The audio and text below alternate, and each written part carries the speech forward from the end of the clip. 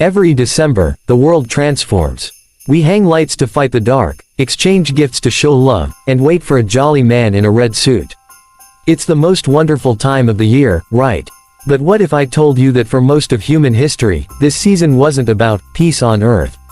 It was about survival, sacrifice, and spirits walking the streets. From the surfing Santas of Australia to the child-eating monsters of the Alps, the way the world celebrates Christmas is stranger and darker than you've ever been told. Today, we're going on a global tour to unwrap the festive traditions of today and the chilling, dark secrets buried beneath the snow. Part 1. A global kaleidoscope. First, let's see how the world parties. Japan. Forget the home-cooked turkey.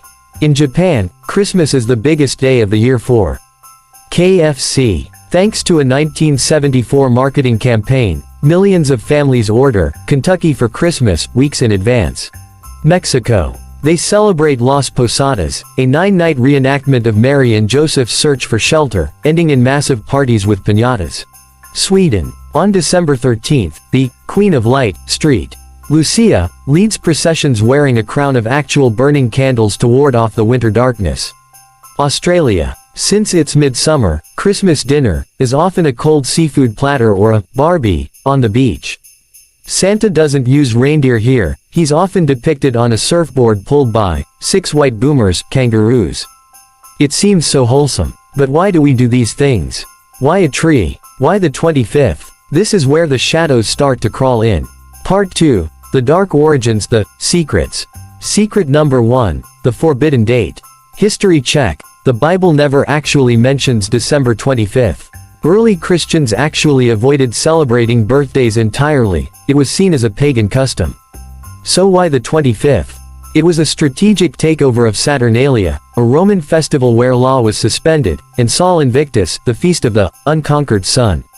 By placing Christmas here, the church baptized a season that was already a week-long party of debauchery and heavy drinking. Secret number 2. The blood in the greenery. Ever wonder why we bring a dying tree into our house?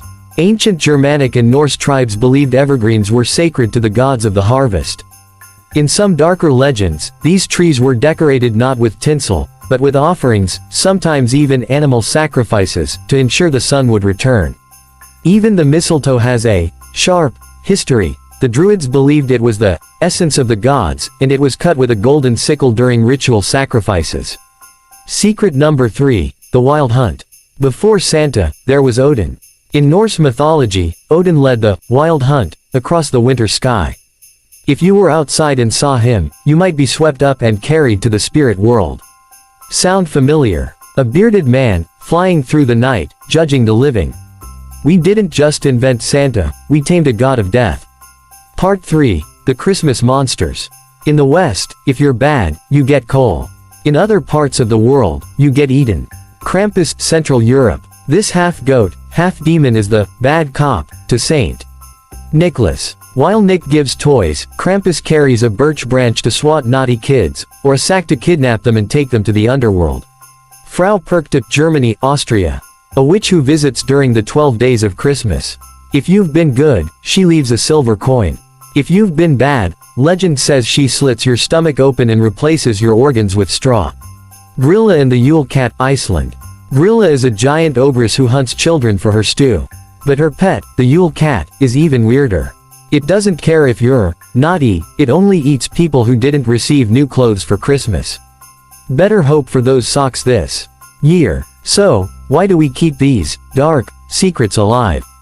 Because Christmas, at its heart, has always been about the tension between the cold, terrifying winter and the warmth of the human spirit. We tell scary stories and invite monsters into our folklore because it makes the fire feel warmer and the community feel tighter. Whether you're eating fried chicken in Tokyo or hiding from Krampus in the Alps, the secret of Christmas is that it's a holiday that belongs to everyone, the saints and the shadows alike. What's the weirdest tradition in your family? Let me know in the comments. And whatever you do, make sure you have new clothes for the Yule Cat. If you enjoyed this deep dive, hit that subscribe button for more history you weren't taught in school. Happy holidays, stay safe out there.